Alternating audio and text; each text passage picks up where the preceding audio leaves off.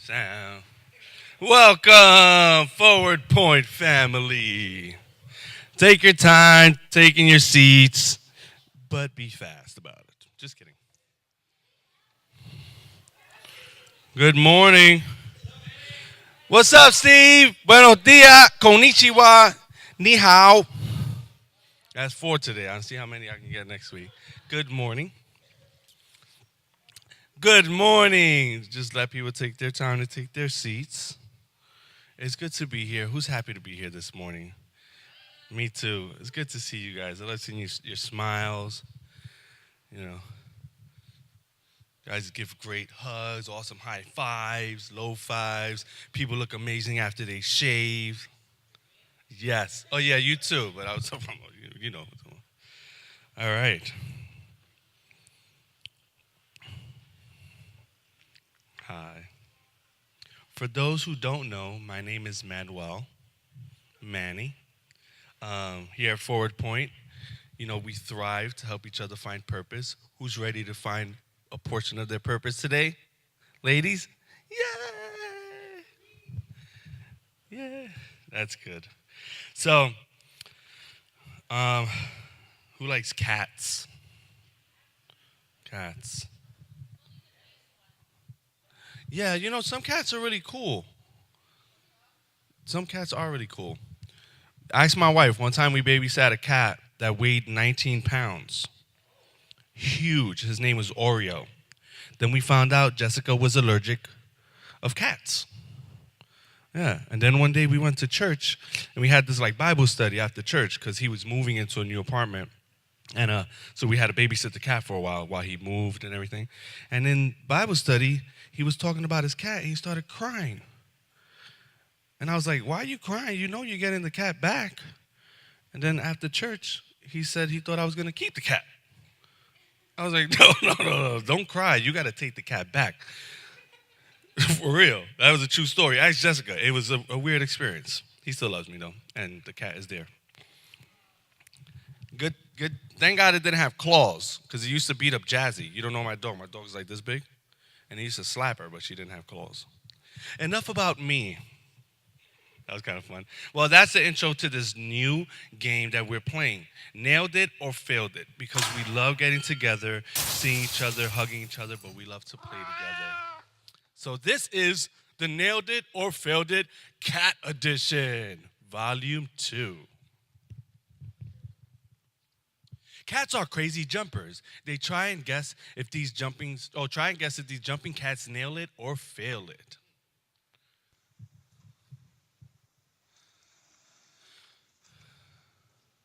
Let's see. What? Oh, failed. Come on. I think fail. There's a lot of fails. I'm with Steve on this one. I think he made it. Nailed it or failed it. I think he nailed it. Oh. He got better jumps than LeBron though. No, I'm just kidding. I don't even know anything about basketball. That was a joke. Honestly, don't know anything about that. All right, next one. You failed it? Got it correct. Yeah. Oh, I don't know. I didn't even see. Was it a bridge? I don't know. I'm assuming it's gonna fail it then because I don't know. Oh. Ooh, made it. Thank goodness. I don't want to see cats. Would have been 8 lives later. Good job.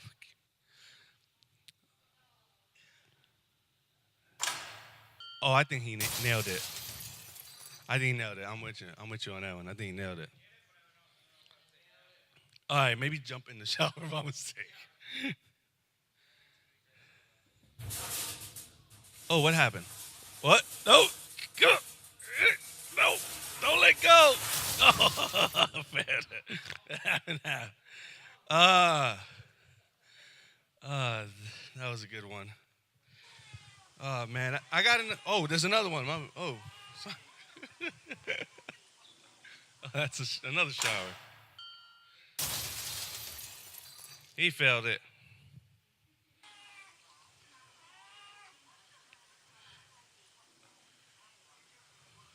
Oh. Oh, there's another one. Sorry. There's a lot of shower ones. Jimmy got me. Nailed it or failed it? He failed it. He nailed it. I heard he nailed it. Let's see. Oh, good cat. Feisty. Is that it? Good job. See, my notes said cat in the shower, and those were 3 showers. So you got me there, Jimmy. Good one. That was fun. Again, to go back to that story about Oreo real fast. So he said he was 18 pounds. The cat didn't jump, but the cat wanted to be in the room. So I put a hamper about this high, left the cat outside the room. Guess who was able to jump? Oreo. Talk to Jessica. It was an amazing story. The cat, and he wanted to sleep on your chest. 18 pounds of hairy cat. So that was, if you're new here, you get to see that we like to have fun as a family. And please, feel free to text WELCOME to 315-883-2213 just so we could get to know you, contact you. And if you guys want to save that number throughout the week, have a prayer request, please feel free to text. It goes straight to somebody. I don't know who, but someone. Then, if you are new, we have a gift for you. That rhymed. That was pretty cool. Sorry. I thought it was cool. If you are, you guys didn't hear it? If you are new, we have a gift for you in the back. In the back. Never mind. All right, so we have a gift at the info center with Miss Rachel. And today is team training day. Who's excited? Woo! Okay, free pizza. Who's excited? You guys are amazing. So in the back, anyone who serves, we would like to invite you to join us for awesome pizza. We have some things to go over. And family movie night. Despicable 3.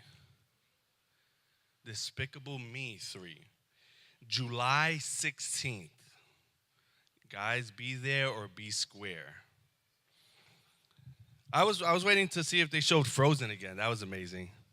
Hey, why don't you get Elsa a balloon for Christmas? 'Cause she lets it go. No, that wasn't. Never mind. All right. That's the 3rd Monday of the month. Again, if you didn't get a chance before, please text WELCOME to 315-883-2213. Now we have an amazing 3 ways to give. You could give in person, the amazing Joy Box in the back.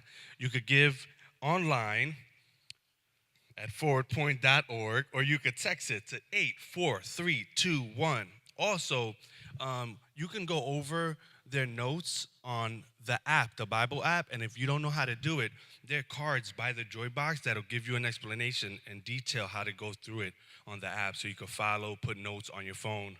And with that, I want everyone to stand up, give each other low fives, and I love you guys. Low fives, low fives.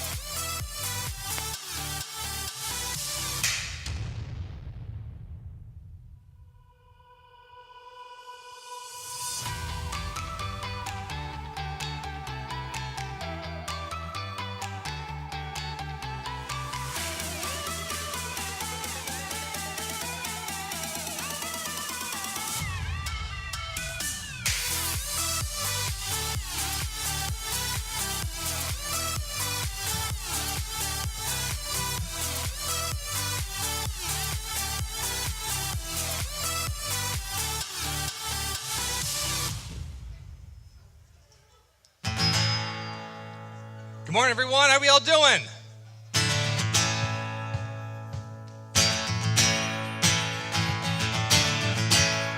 Ready to do some worship?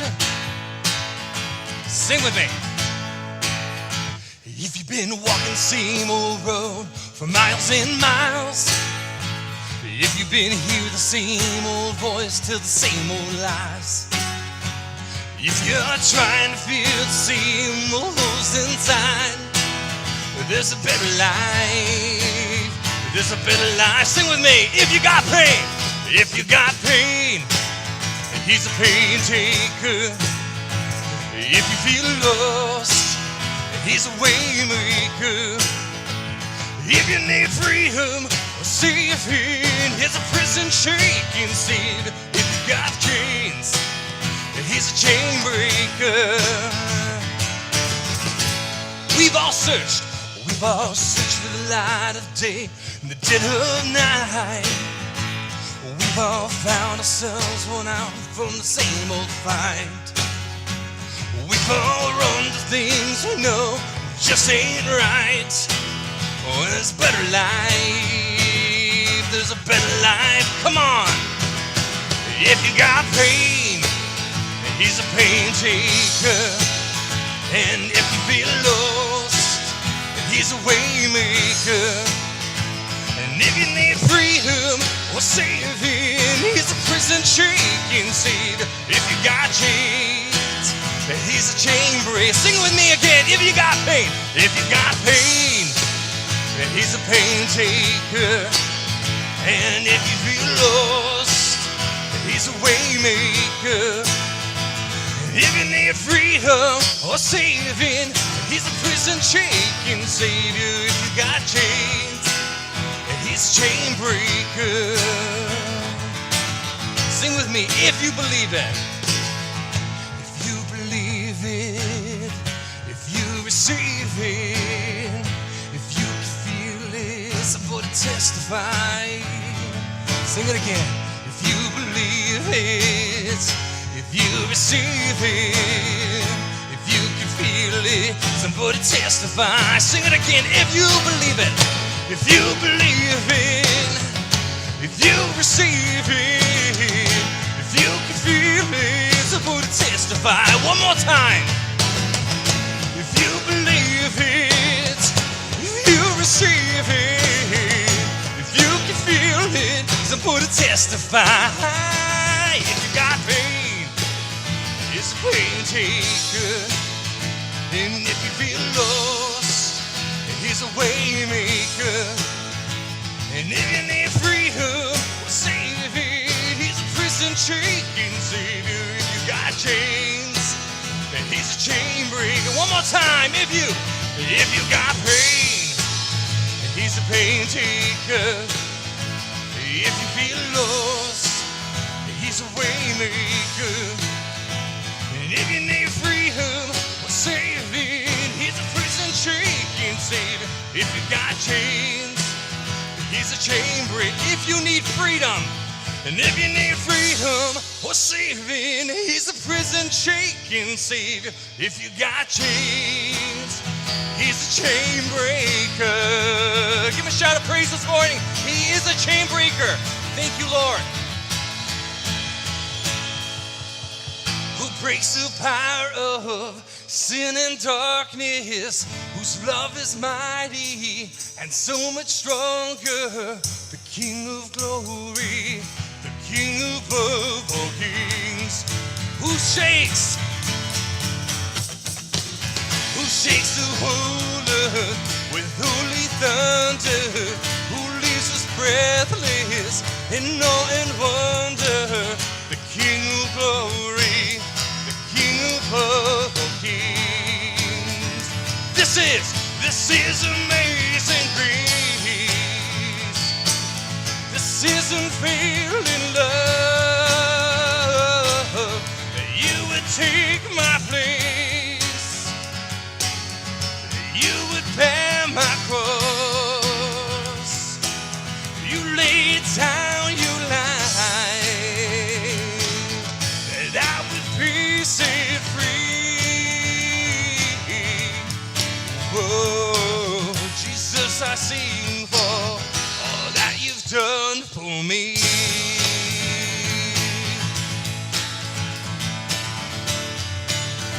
Sing with me. Who brings all chaos? Here we go.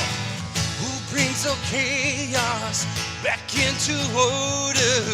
Who makes the orphan a son and daughter? The King of glory, the King above all kings. Who rules the nations? Who rules the nations with truth and justice? Shines like the sun in in all its brilliance, the King of glory, the King of all kings. This is amazing grace. This is unfailing love. You would take my place, that you would bear my cross. You laid down your life, that I would be set free. Whoa, Jesus, I sing for all that you've done for me. Sing with me, worthy is the Lamb. Worthy is the Lamb that was slain. Ooh, worthy is the King who conquered the grave. Worthy is the Lamb that was slain. Ooh, worthy is the King who conquered again. Worthy. Worthy is the Lamb that was slain. Worthy is the King who conquered the grave. And worthy is the Lamb that was slain. Oh, worthy, worthy, worthy. This is amazing grace. This is unfailing love. You would take my place. You would bear my cross. You laid down your life, that I would be set free. Whoa, Jesus, I sing for all that you've done for me. Sing it one more time. This is amazing grace. This is unfailing love. You would take my place. You would bear my cross. You laid down your life, and I would be set free. Whoa, Jesus, I sing for all that you've done for me. Sing that last line. Jesus, I sing for. Jesus, I sing for all that you've done for me. Thank you, Lord Jesus, all that you've done for me, Lord. Thank you, Lord. Thank you, God. Yes. Worthy is the Lamb. Thank you, God. Thank you, God. Father, I pray you teach us today to serve. You said, no servant is greater than their master, but yet, if I would wash your feet, how much more should we, myself, wash each other's? Thank you, God.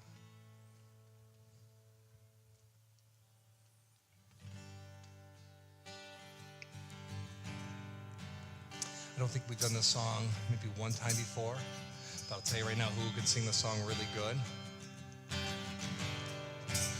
is the kids. This is one of their main little theme songs upstairs.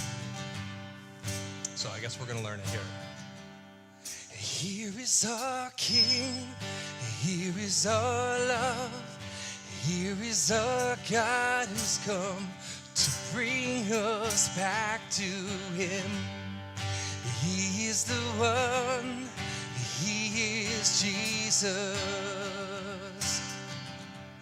He is our King, He is our love, He is our God who's come to bring us back to Him. He is the one, He is Jesus. Sing with me, from wherever. From wherever spring arrives to heal the ground. From wherever searching comes, the look itself, a trace of what we're looking for. So be quiet now and wait.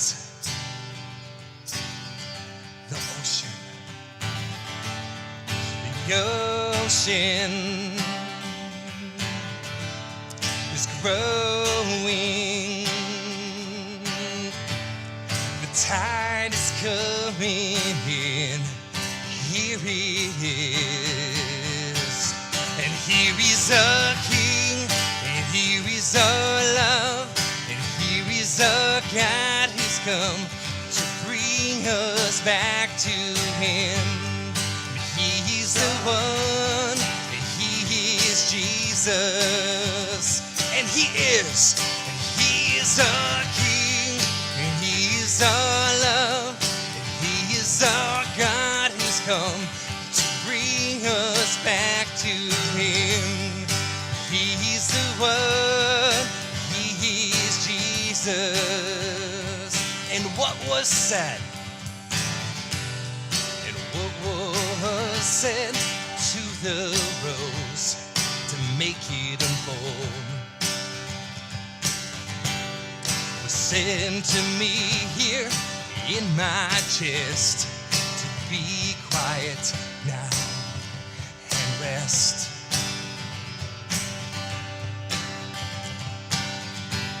So be quiet now and rest. Sing with me, the ocean. The ocean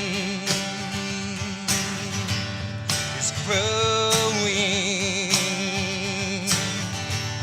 The tide is coming in. And here it is. And here is our King. And here is our love. And here is our God who's come to bring us back to Him.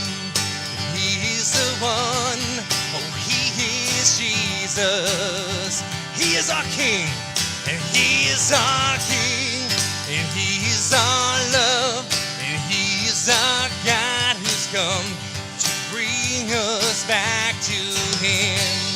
And He is the one, He is Jesus. Sing with me, church. Majesty.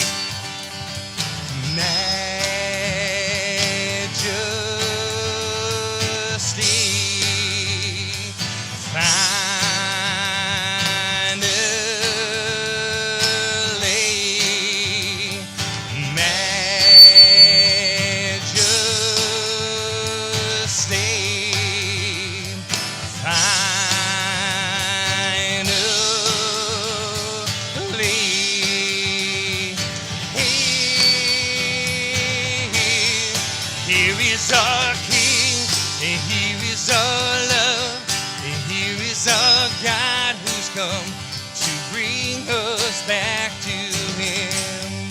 He is the one, oh, He is Jesus.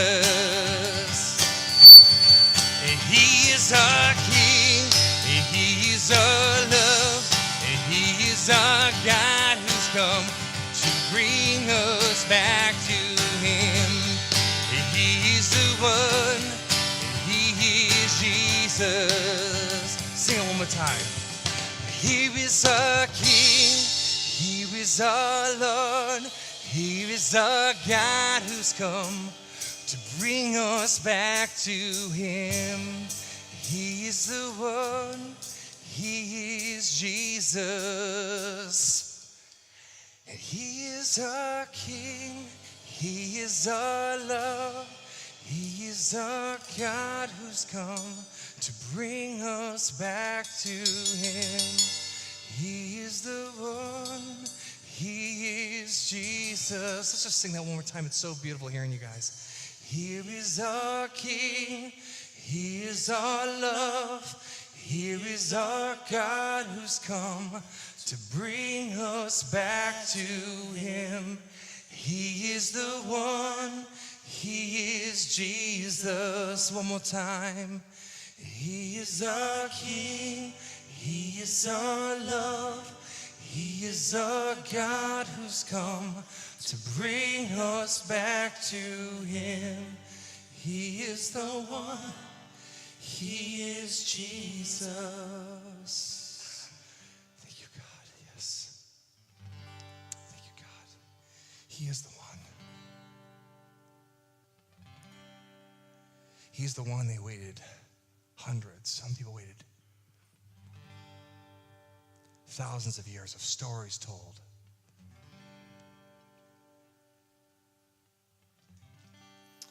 Where everything would come together. Prophecy would be fulfilled.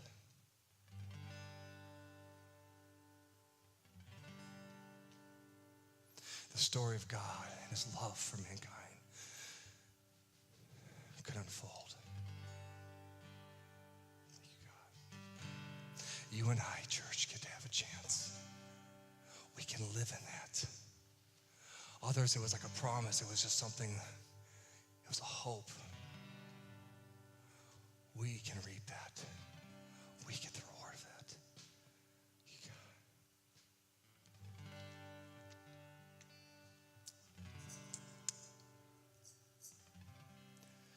Jesus spoke parables to people. He told stories. One of the stories He told is that a shepherd has 100 sheep, but one goes off, one gets lost. So that shepherd leaves the 99 to find the one. And he said, how amazing it is that all heaven can rejoice when just one person realizes the grace and love of Jesus.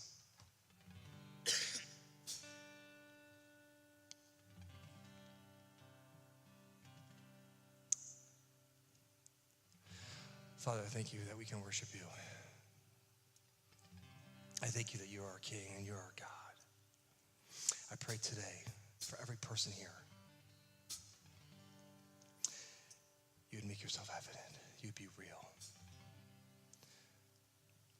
We would realize the grace that we have in Jesus. Thank you, God. Amen.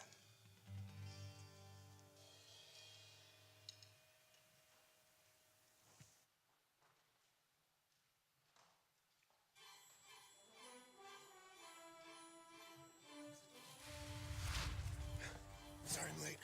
I've had a day. Say, Wiz, can you help me out? Thanks, bro.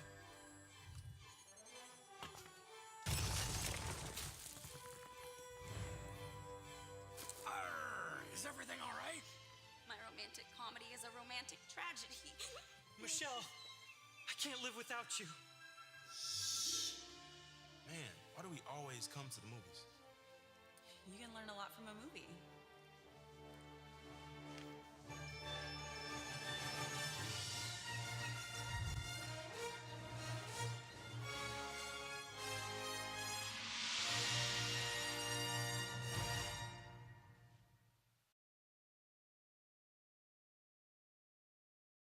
For those who don't know me, I'm Stephen Skinner, one of the pastors here at Forward Point. And yes, I was going to start off my introduction saying we are at church, even though you're watching a movie and you're probably eating popcorn.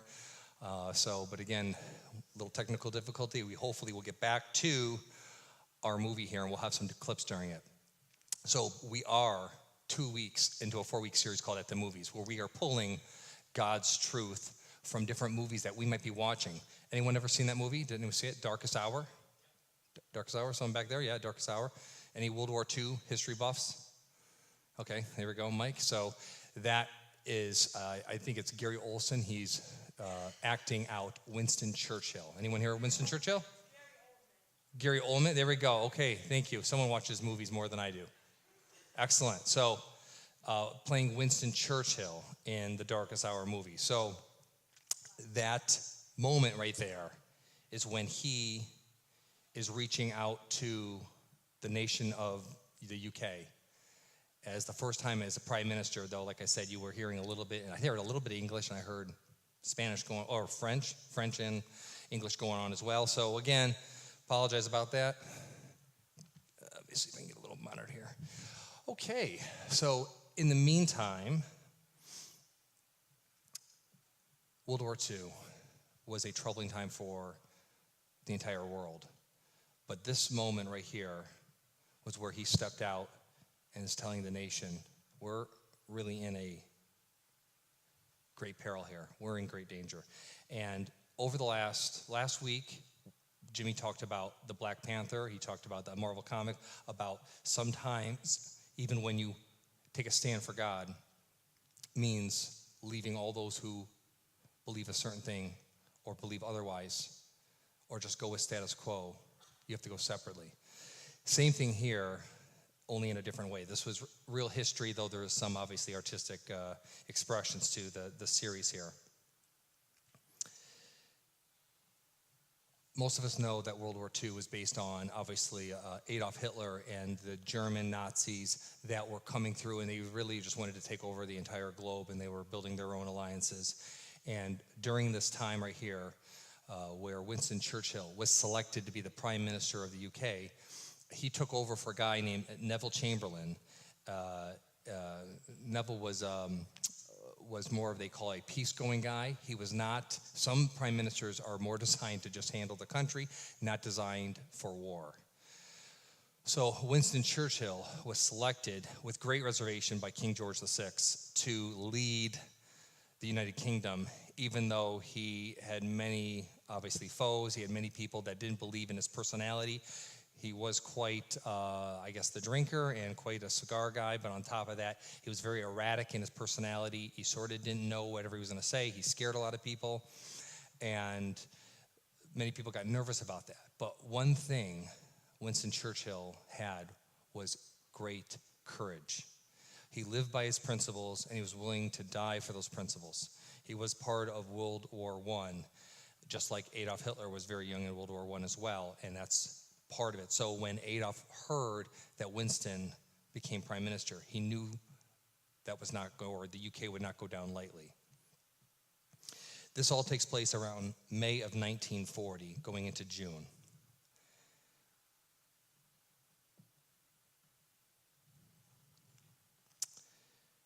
So thinking about this movie, I watched it, and it really spoke to my heart. The Darkest Hour. I started thinking about things that God has walked me through when I've been in a darkest hour. Now, I may not have anything, and maybe you don't have anything to quite compare to the magnitude of an entire nation, hundreds and hundreds of thousands of soldiers being annihilated and killed. But that doesn't mean that our situations that we go through in life, the moments where we are in great peril, don't matter to God. I was thinking about maybe some of the things that we all go through that we would call it our darkest hour. You might have had a promising job, maybe something that really you thought was going to work out great. You maybe moved for it, and you wound up in Syracuse. No, joking. No, we love Syracuse. No, but maybe you didn't get it. Maybe it was you went to a church service and you were set free from some really struggling addiction, only to find yourself a month or two later like being worse. Maybe it was a friend that you thought was a friend, and all along they betrayed you. Maybe you have a sickness or a disease. You found out you have it, and all of a sudden your earth is just shattered, and you're broken, and you don't see a way out. Maybe all of a sudden a financial thing got put in your way. Maybe you lost a loved one that was your rock, that your trust was in, and now they're gone. I have different moments in my life where I think they were dark times for me, both spiritually and both just questioning, did I make the right decision? A lot of it, and I've shared it before, but for anyone who hasn't heard, a lot of it stems about 15 years ago in my both walk with the Lord and this vision to hear his voice, to stay here in this little village and be a part of a rebuilding. God just gave me a vision for community, to see businesses incubated, to see broken houses restored, to see people mentored through that process, not even realizing at the time that it sort of would end up going in the way of becoming part of a church. I shared the vision with different people. This would be over 10, 15 years ago. And many people in the beginning are like, wow, this is great. Yes, we want to be on board. Sure, bankers and people that were investors were very excited. Even many Christians I spoke to said, wow, it's awesome. Reach the lost. Let's do this. I eventually got a bank to be able to give me our first loan and went to town with it. And if the bank thought I would work this much, I would work double as much. I would put in every bit of sacrifice needed to see that accomplished. However, as time goes on, you can set out a plan, but God knows your course. He knows what's going to happen. And things did not take as fast as I thought they would take, and the struggles became real evident. And then it's amazing how people who surrounded you and liked that vision originally started leaving and go by the wayside, and they were nowhere to be found. It only became lip service.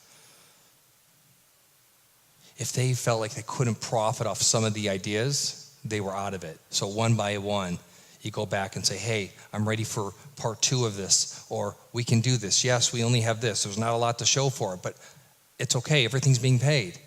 Things would dry up. People eventually bailed. And then eventually got to the point sometimes where, I mean, God bless people like Dave Ramsey to tell people, hey, don't use a credit card, don't whatever. Oh my gosh, I broke every rule in the book. I dipped into every single thing. I would scrape to the very bottom, drove Katrina up a wall, even to the point where then we're all starting to question, did we do the wrong thing? In my own way, it was my darkest hour. It was scary because you started feeling like, oh my goodness, did God really call me to this? You start questioning every single thought. It's like a bad dream that you can't wake up from. Have you ever caught yourself even upset or angry with God? You're angry. Like he's there, but you think he's just purely ignoring you. I remember sometimes even just crying out, just being so upset and just crying out and saying, you know what? I give up. I don't think I can do this any longer. I can't take one more creditor phone call. I can't pay one more bill. I'm exhausted. I'm wiped out. People are literally after me. The negativity was too great. And we actually then start saying to yourself, man, God, only if you had to go through what I went through. Only if you knew what my darkest hour looked like.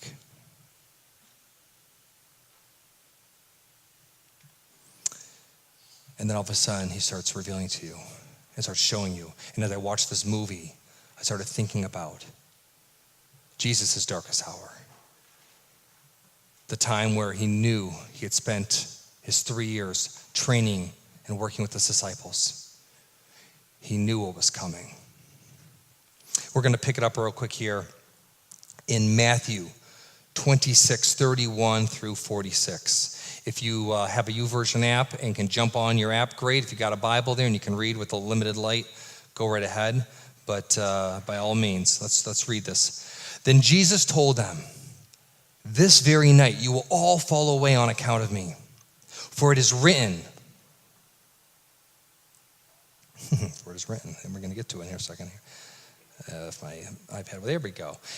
"I will strike the shepherd, and the sheep of the flock will be scattered.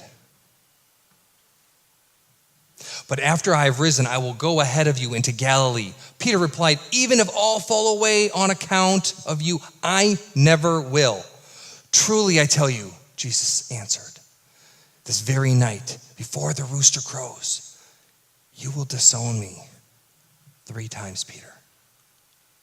Peter declared, "Even if I have to die with you, I will never disown you." And all the other disciples said the same thing. And Jesus went with his disciples to a place called Gethsemane. And he said to him, "Sit here while I go over there and pray." He took Peter and the two sons of Zebedee, that'd be James and John, along with him, and he began to be sorrowful and troubled. He said to them, "My soul is overwhelmed with sorrow to the point of death. Stay here and keep watch with me."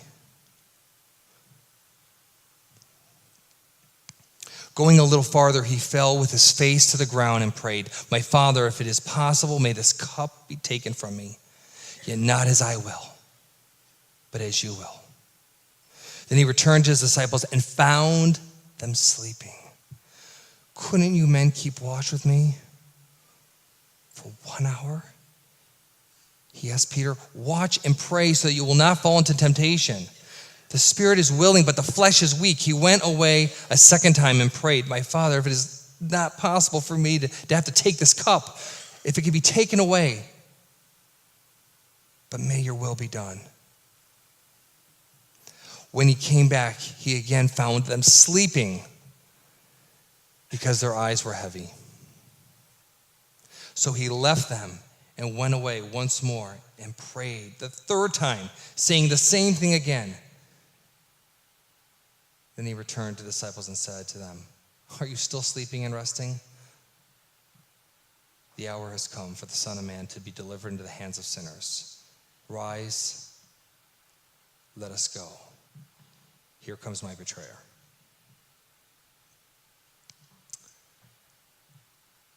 The 12 guys that he poured his life into. He came here, God on earth, but also man. Real sweat, real blood, real pain. One of the reasons why he came, church, is because he needed to experience what we go through so he would know our pain. He would know our suffering. He would know when we go through our darkest hour. And yet the very people he needed around him to pray, to protect him, to keep him strong, were asleep. I started thinking about persevering in our darkest hour. How do we do it? I know so many times you hear people say, "Hey, I need you." It's like almost like codependency. Without that person, I would fall apart. It could be a child. It could be a spouse. It could be an object. Life is good, but you take that away from me, I'll be a mess. I wrote down some notes here, and we're going to see if we can do this not in French here, because we got more movie clips to come. So unless we really want to have an educational class here on French, we're going to hopefully get, maybe we can get it in English here. But I wrote down, what is it to persevere in our darkest hour? Number 1, stand even if no one else does. Stand even if everyone else sits or runs. Do we have it in English, a clip, or no? Okay.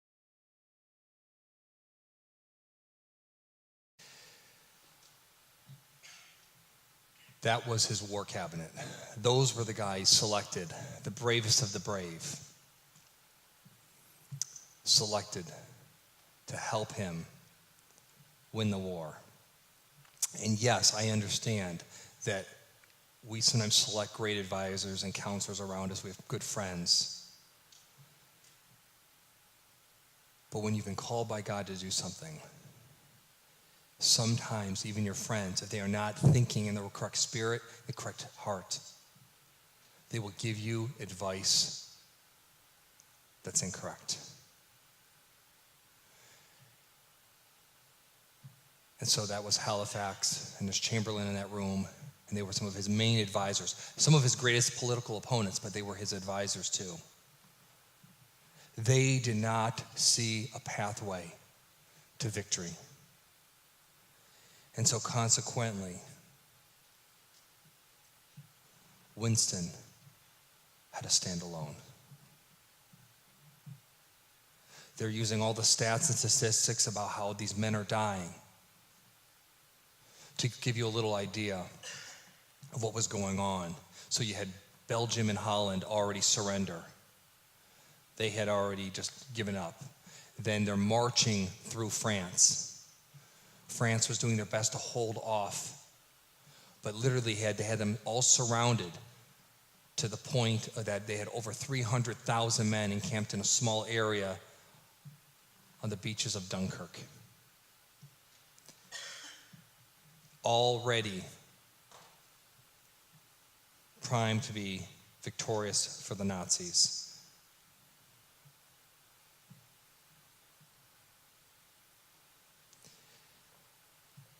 Church, when it comes to taking a stand, sometimes you have to think it's not about the easy decision. It's about the right decision.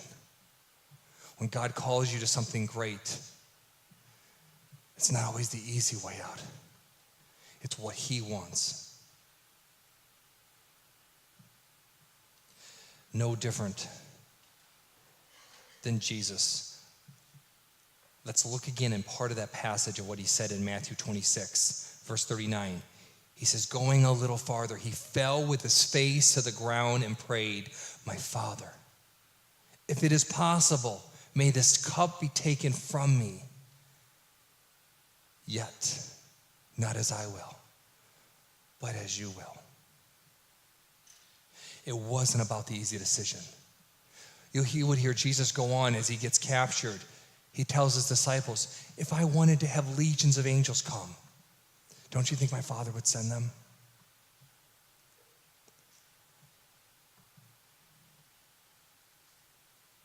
It was about making the right decision. The disciples, his cabinet, was supposed to be praying and keeping watch. Instead, they fell asleep. Jesus was alone. And sometimes, to persevere in your darkest hour, you will have to stand alone. Point 2. It's an interesting point here. I call it why and hope. Point 2 is why and hope. And so it would be summed as this. Remember your why. All right? W-H-Y. Remember your why. In other words, remember why you were called to something. And you do need to pray for hope. Why were you called to something?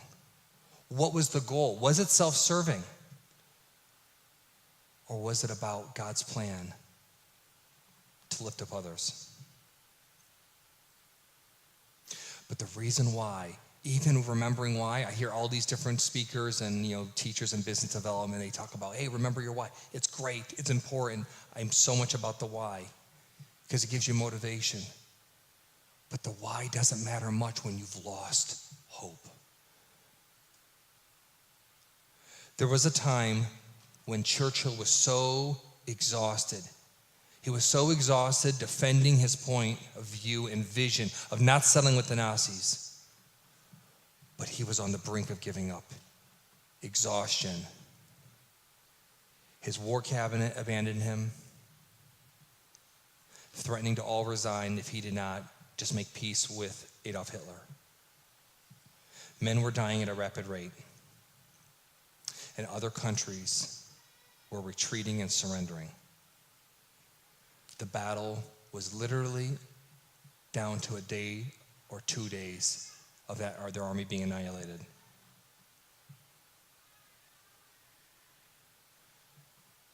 But the why mixed with a glimmer of hope. Sometimes just that little bit of hope, you can regain your strength. He met with the king, or the king came to meet with him. And the king told him, he's like, Winston, I have a lot of reservations about you, but I trust you. Even in all your erratic behavior and everything, you have courage to stand against tyranny. He's like, find out what the people want to do, and if the people will take a stand, then you have my blessing. I will fully support you. This is a little artist rendition of what Winston does, but again, he did it, but maybe not quite in this fashion, but we're going to watch the next clip here.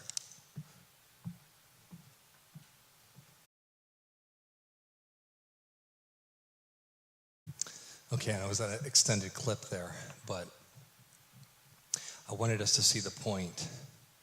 He got on that subway, where maybe in real life it was just meeting with people.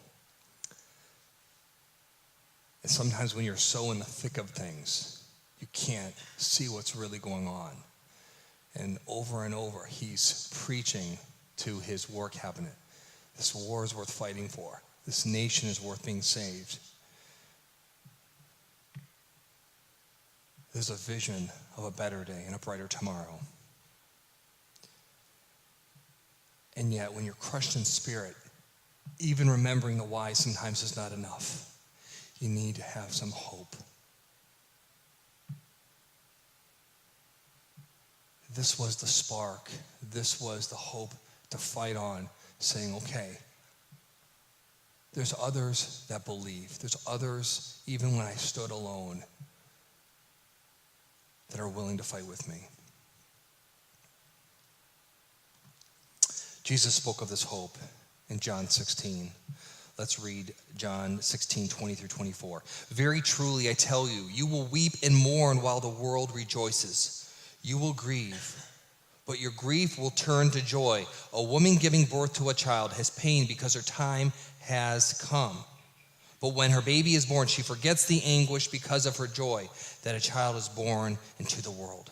So with you, now is your time of grief, but I will see you again, and you will rejoice, and no one will take away your joy.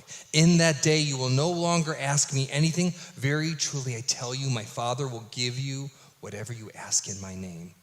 Until now, you have not asked for anything in my name. But ask and you will receive, and may your joy, it will be complete. Again, I cannot relate to that size and scale of an entire nation, but I've been there before, sitting in literally a emotional mess of tears and questions to God.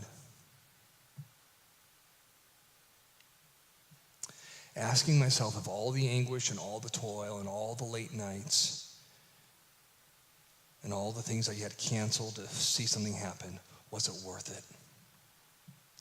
And then God does something. He gives you a glimmer of hope, and like the unfolding breaks. Or in this case, he gets to be with the people and get a consensus or a census from the people saying, we're with you, Mr. Prime Minister. We are willing to walk with you during all of our darkest hours. Didn't matter if it was broom handles or sticks or bricks, we will fight.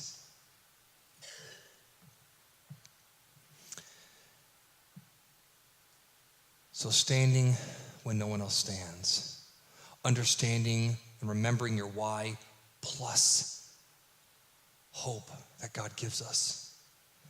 And lastly, number 3, keep your eye on the prize.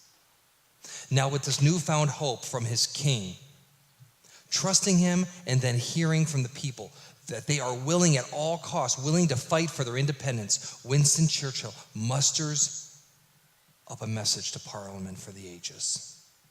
Let's watch this last clip.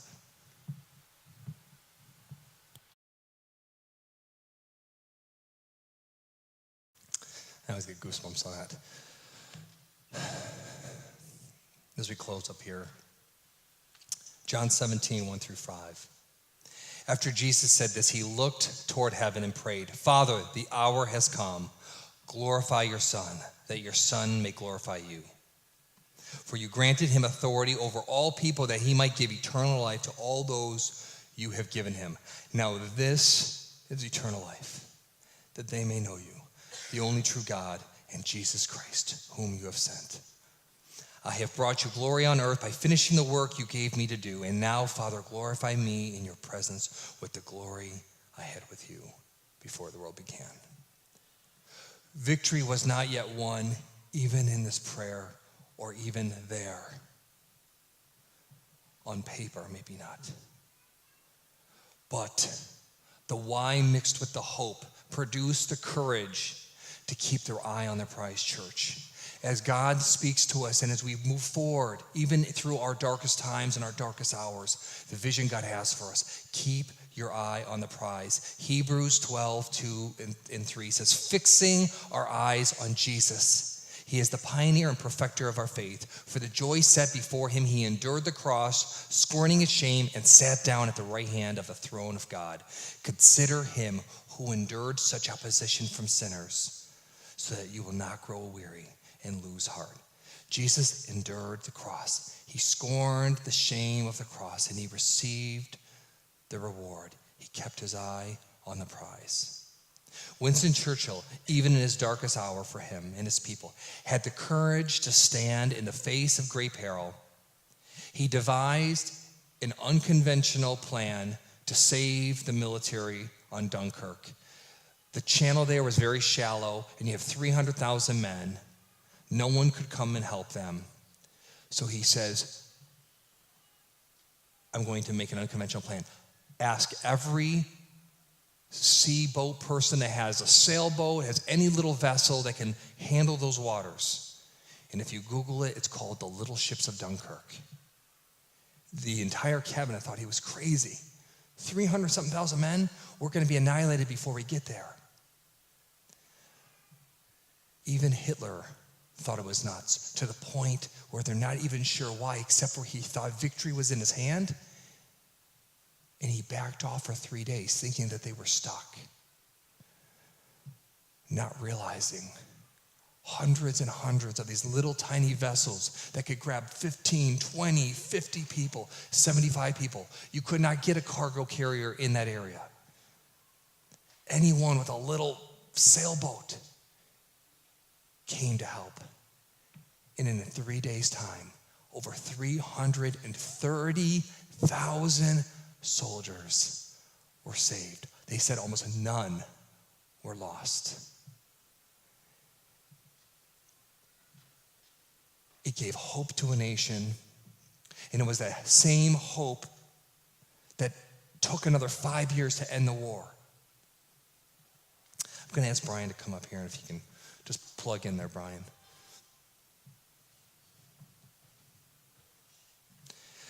Standing when no one else stands, when you know God has called you to something great. Remembering the why, even in your darkest hour, but asking him for some hope. And fixing our eyes on Jesus, keeping our eye on the prize. I don't know where you are today, church. You may be right now going through what you would call your darkest hour.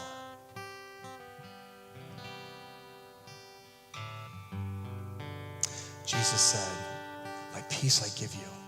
It's not going to be a peace that the world's going to agree with, not peace that they're going to be able to understand. He said, I will never leave you, nor I would ever forsake you.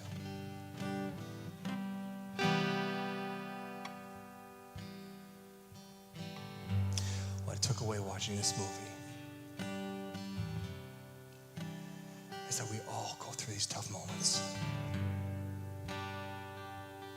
We're all dying for something. Are we willing to stay the course and believe that God's plan is unconventional maybe, and it will blow us away? If you can just close your eyes with me. Father God, I thank you so much. I thank you that you are our hope. When everything seems lost, hope can crash in. I pray for every person here either listening to this message, either here in this room or even online, they may be going through a very dark hour. Would you surround them in your hope? Give them your love.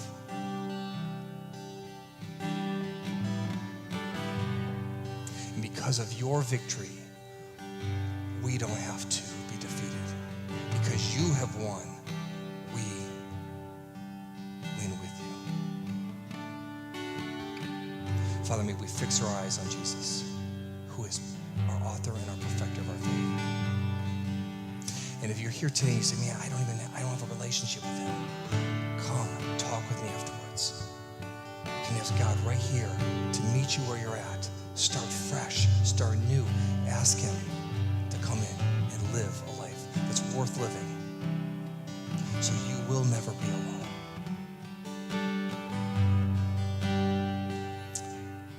Father, thank you for the inspiration that we get from some of these movies and for the people who've gone on before us, who've demonstrated that freedom is not free. It has a price tag, but it's worth it. Thank you for us being able to celebrate Independence Week. I think that we don't take this lightly, and we don't take what we have for granted. Just bless everyone here. Bless all the workers that come here every single week and volunteer and work. And just continue to build your church. In Jesus' name, amen. Real quick, if anyone needs prayer, I will be up here for prayer. For anyone else who has volunteer things, I think we have that volunteer thing in a little bit there. But mingle, eat at the cafe, enjoy yourselves, get to know someone. If you're a guest, they can welcome. Sorry for a little French lesson there in the beginning there. It had one word a little bit questionable there, so it actually covered up the word that was questionable. So anyway, but again, just make yourself known, and we'd love to get to know